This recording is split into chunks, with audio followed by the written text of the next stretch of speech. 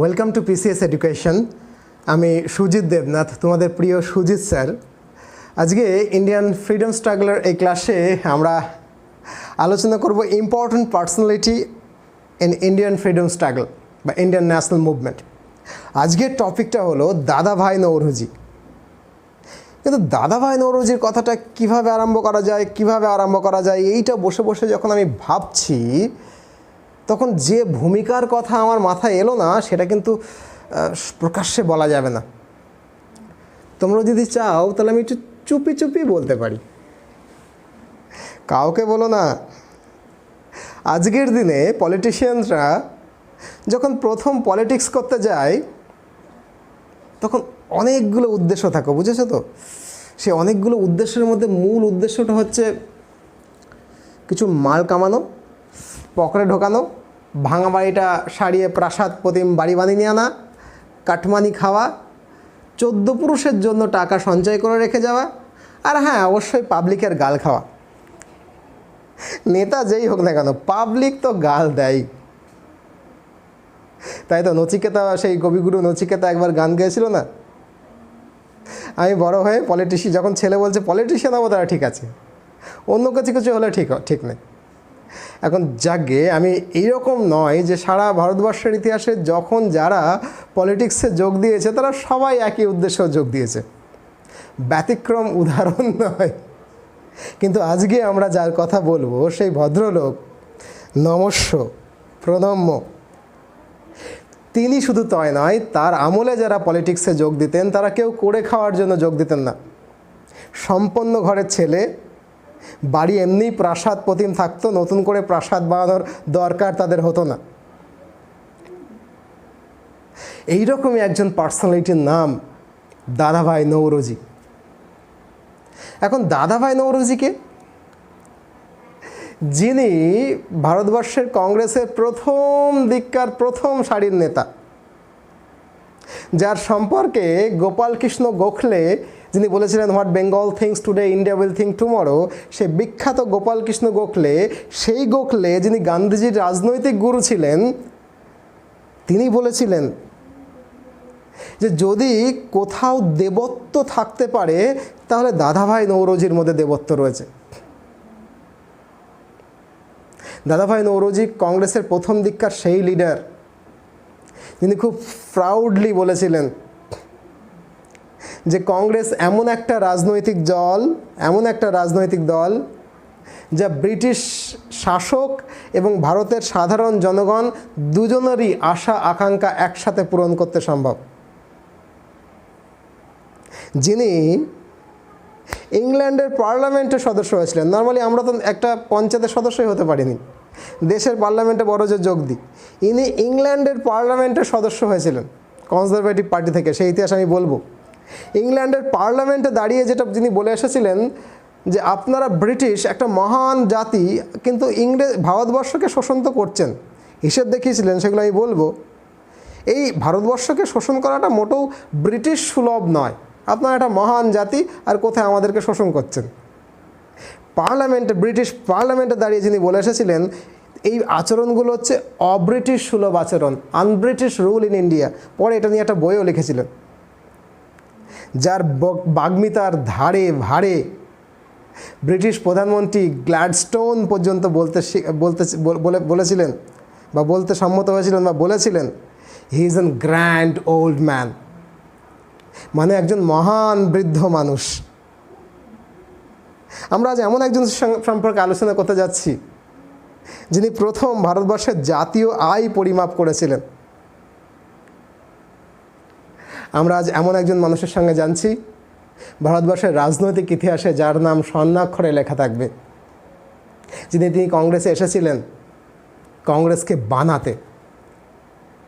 একটু পরে আমি এটাও বলে দেবো এই কংগ্রেস নামটাও তার মস্তিষ্ক প্রসূত। I will tell you one by one. এই ভদ্রলোক দাদাভাই নৌরোজি, যিনি জাতিতে পার্সি ছিলেন, অর্থাৎ তার পূর্বপুরুষরা ইরান থেকে এসেছিলেন, ইরানি পার্সি। তার জন্ম হয় মহারাষ্ট্রের মুম্বাইতে, তখন নাম বোম্বে ছিল, 4 সেপ্টেম্বর 1825-এ। 1825 খ্রিস্টাব্দে 4 সেপ্টেম্বর তার জন্ম। এবং 30শে জুন 1917 খ্রিস্টাব্দে 30 জুন 1917 তিনি মারা যান। এখন এই জন্মের সাল কত সালে জন্মান? 1825 সালে 4 সেপ্টেম্বর। আমি পড়াতে বসলেই না আমার মাথায় কীরকম একটা কিরি করে। আমি বলতে চাই না, কিন্তু সত্যি এই যে আমি প্রচুর পড়াশোনা করি, সত্যি করি, তোমাদের থেকে হয়তো বেশিই করি।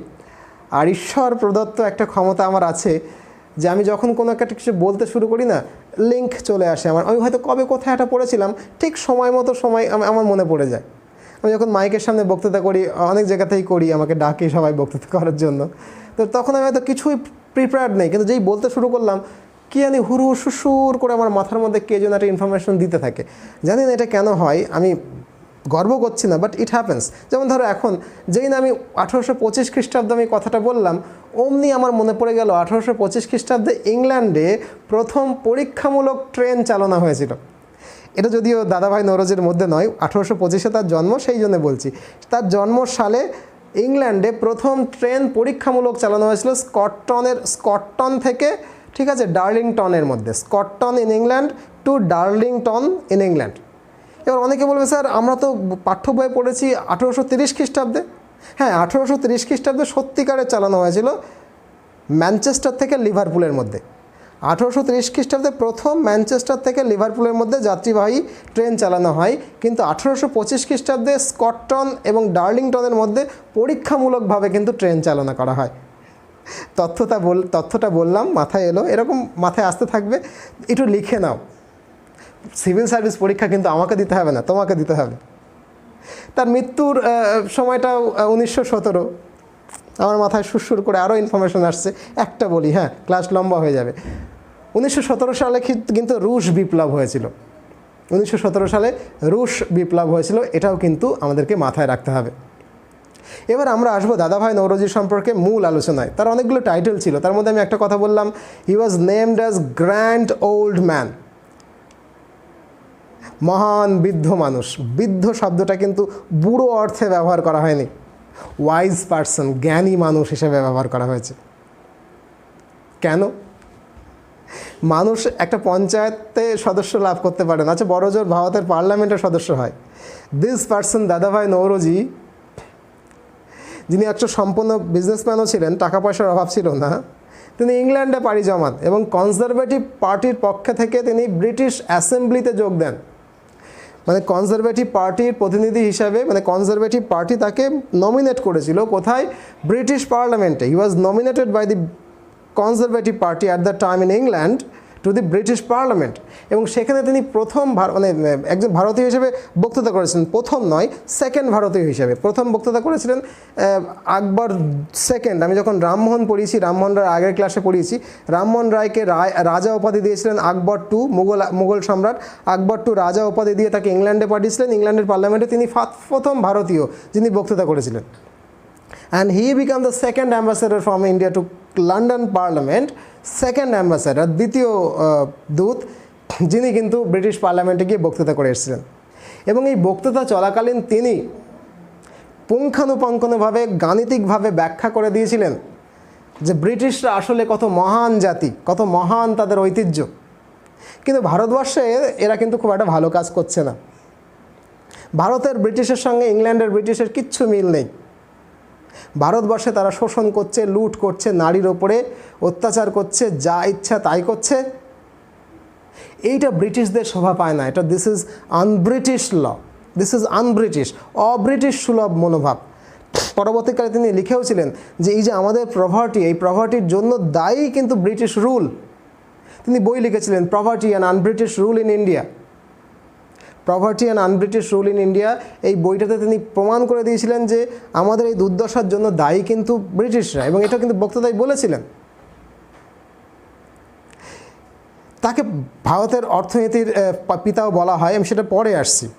এই সমস্ত কথাবার্তাগুলো যখন তিনি ইংল্যান্ডের পার্লামেন্টে দাঁড়িয়ে বলছেন, তখন ব্রিটিশ প্রধানমন্ত্রী গ্ল্যাডস্টোন উঠে দাঁড়িয়ে বলেছিলেন, he is a grand old man, he is a grand old man.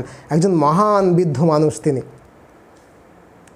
তার জ্ঞানের কাছে, তার ক্ষুরোধার বক্তৃতার কাছে কিন্তু এই কথা ইংরেজ বলতে বাধ্য হয়েছিল। We are proud of this. তো আরেকটা কোশ্চেন বললাম, he was the second ambassador after Raja Rammohan Roy to London. তাকে বলা হয় ভারতের আশা, দ্য হোপ অফ ইন্ডিয়া। এখন ভারতের আশা কি নিজে বুকে ট্যাগলাইন লাগিয়ে ঘুরতো? হ্যাঁ, এখন অনেক পলিটিশিয়ান আছে, আমি নাম বলতে চাই না, যারা নিজেরাই নিজেদেরকে একটা করে নাম দেয়, সামথিং সামথিং সামথিং দিয়ে নিজেরাই সেইটা নিয়ে ফেস্টুন টেস্টুন বানিয়ে প্রচার টোচার করে। আমি কিন্তু কারোর নামটাম বলছি না, এরকম প্রচুর ভারতবর্ষের প্রত্যেকটা রাজ্যে এরকম রয়েছে, নিজেই নিজেকে নাম দেয়, নিজেই প্রচার করেন। ভারতের আশা, হোপ অফ ইন্ডিয়া, এই কথাটা কিন্তু একজন প্রফেসর তাকে বলেছিলেন। সেই প্রফেসর হচ্ছে ইংরেজির প্রফেসর, তার নাম হচ্ছে Oliver, professor Oliver from Elphinstone college, Bombay.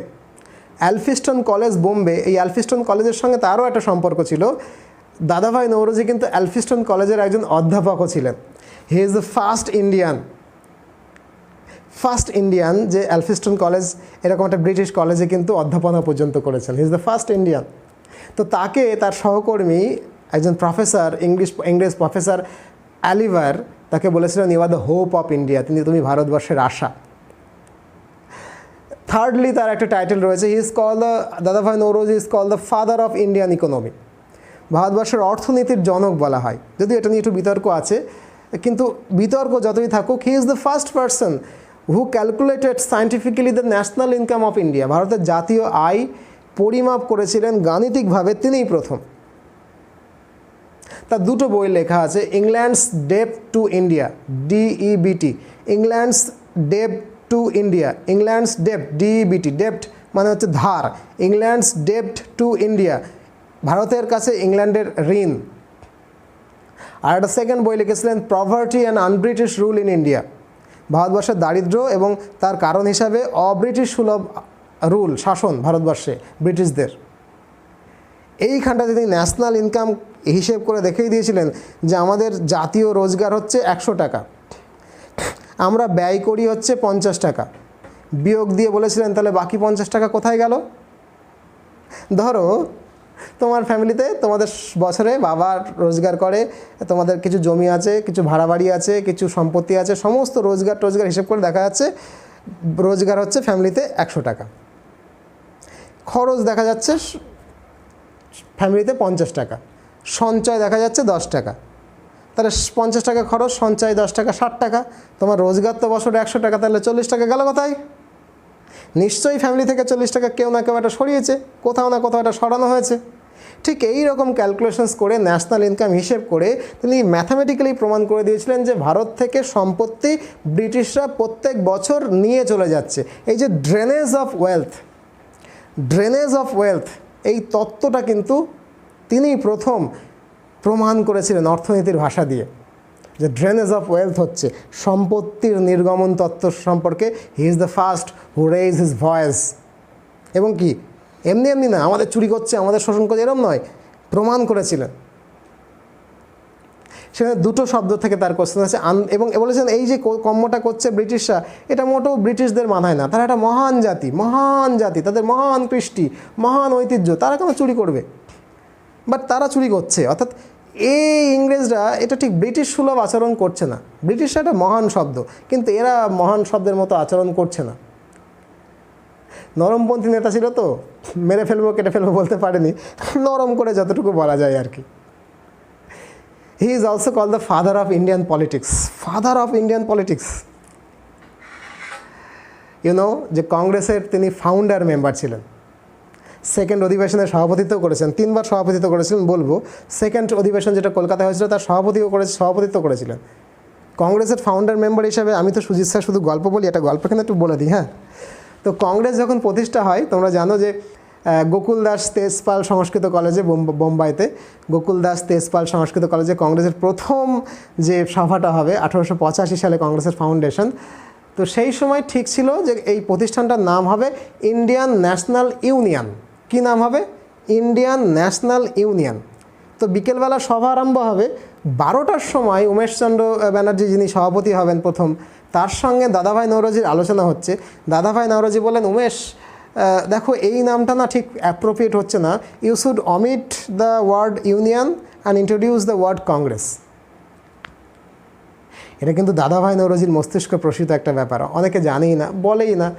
আসলে পড়াশোনা বিভিন্ন জায়গা থেকে করতে হবে, বোঝা গেল কথাটা।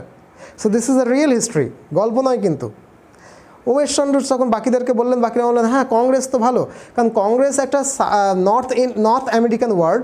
নর্থ আমেরিকাতে কংগ্রেস শব্দটার অর্থ হচ্ছে নর্থ আমেরিকান ওয়ার্ড কংগ্রেস, যার মানে হচ্ছে group of powerful personalities, group of powerful person, group of powerful people. তো এই নামটা সবার পছন্দ হলো, সেখানে ইন্ডিয়ান ন্যাশনাল ইউনিয়ন কথাটা বাদ দিয়ে সেই দিন থেকে, প্রথম দিন থেকে নাম হয়েছিল ইন্ডিয়ান ন্যাশনাল কংগ্রেস। তো তোমরা বুঝতেই পারছো তিনি কংগ্রেসের প্রচার প্রসার করার জন্য লন্ডনে পর্যন্ত গেছিলেন। আমি তারপরে আস্তে আস্তে সবসময় বলছি। তো তারপর তিনি 3 বার কংগ্রেসে হয়তো প্রচুর টাকা পয়সা, তিনি তার সম্পন্ন ব্যবসা ছিল এমনিতে বার্ষিক, প্রচুর টাকা পয়সা তো কংগ্রেসের জন্য দান করেছিলেন, প্রচুর দিয়েছিলেন। তা সত্ত্বেও 3 বার তিনি প্রেসিডেন্ট হয়েছিলেন। 1886 সালে, দেখো লিখে নাও, 1886 সালে কলকাতা তখন অধিবেশন হয়, তাকে মূলত সভাপতি বানানো হয়। তার কারণ একটা ভুল কংগ্রেস করে ফেলেছিল, সেই সময়কার সবচেয়ে বড় রাজনৈতিক নেতৃত্ব এস.এন. ব্যানার্জি, সুরেন্দ্রনাথ ব্যানার্জি, তিনি কিন্তু কংগ্রেসের বাইরে ছিলেন। তাকে কংগ্রেসের মধ্যে টানতে হবে, he have to come bring into the Congress. সেই জন্য মূলত দাদাভাই নওরোজির সঙ্গে তখন এস.এন. ব্যানার্জির খুব সুসম্পর্ক ছিল। ইট ওয়াজ a very good relation.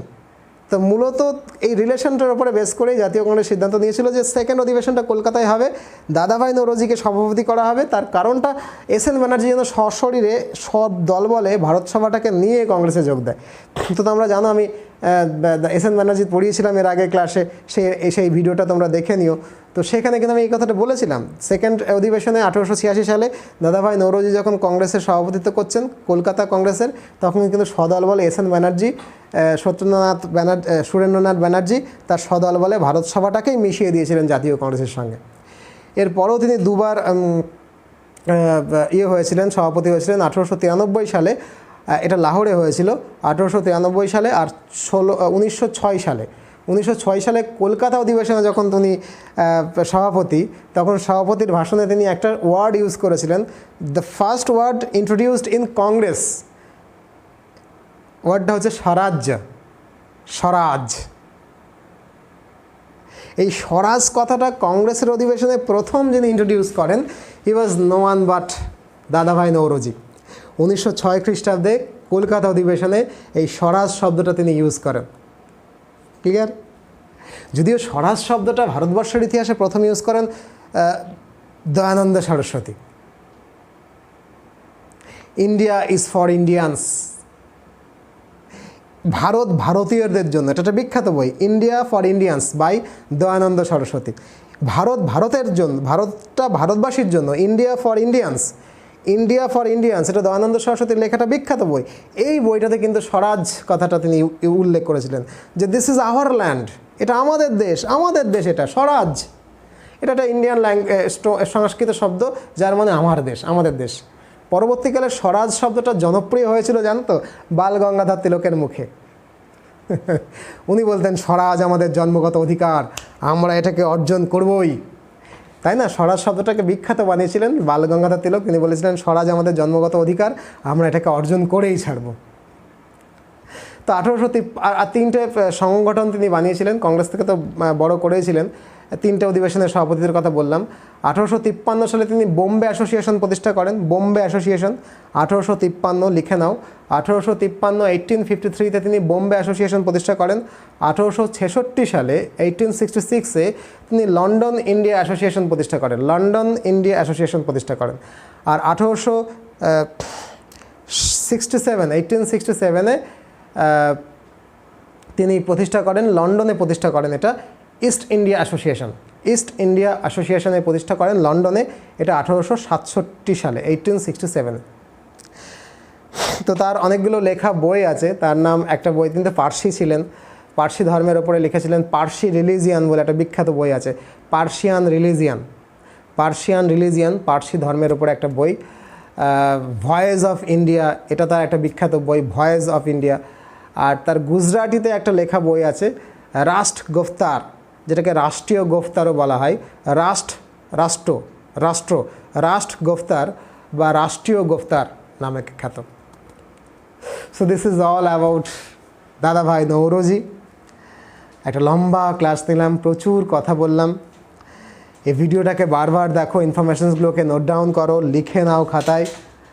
Sujit sir তো মুখস্থ বলে দেয়, তোমরা তো আর মুখস্থ শুনেই করতে পারবে না। রাইট ইট ডাউন, নোট নিজের মতো করে তৈরি করো। তারপরে আরও অনেকগুলো বই পড়ে যদি ইনফরমেশনস পাও, নোটের মধ্যে লেখো আর আমাকে জানিও। কিন্তু আমি এইটুকু ইনফরমেশনই জানি, আর জানি না। দাদাভাই নওরোজি সম্পর্কে যদি পুরো বলতে হয়, পুরো 2.5 ঘন্টার একটা ক্লাস লাগবে।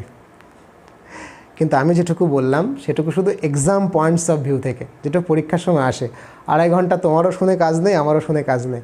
আমি যখন বুড়ো হয়ে যাব, তোমরা যখন ছেলে মেয়ে হবে, তখন তো আমাদের কাছে তার কেউ, তখন তো সিভিল সার্ভিস পড়বো না, ছেলে মেয়েকে পাঠিও। তখন বুড়ো দাদু হয়ে তোমাদের ছেলে মেয়েকেও আমি গল্প শোনাবো 2.5 ঘন্টা ধরে দাদাভাই নওরোজি, 2 ঘন্টা ধরে বাল গঙ্গাধর তিলক, এরকম। তো আজকে এই পর্যন্তই। দেখো একটা ফোন নাম্বার যাচ্ছে, সেই ফোন নাম্বারে কল করে জানতে পারো যে এইরকম ভিডিও রেকর্ডেড ক্লাস সমস্ত সাবজেক্টের, সিভিল সার্ভিসের যা যা সাবজেক্ট আছে সমস্ত সাবজেক্টের কীভাবে পাওয়া যাবে, কী করে কালেক্ট করব সেটা জেনে নাও। Okay, call this number, our secretary will receive your call and tell all of you. ভালো থাকো। আর আমাকে খুঁজে পেতে গেলে ফেসবুকে সুজিত দেবনাথ বলে সার্চ দাও। আমাকে খুঁজে পেলে একটু ফলো করে রেখো ফেসবুকে। সাথে থাকো, ভালো থাকো। খুব শীঘ্রই আবার দেখা হচ্ছে নতুন ভিডিও নিয়ে। ততক্ষণে টাটা, বাই।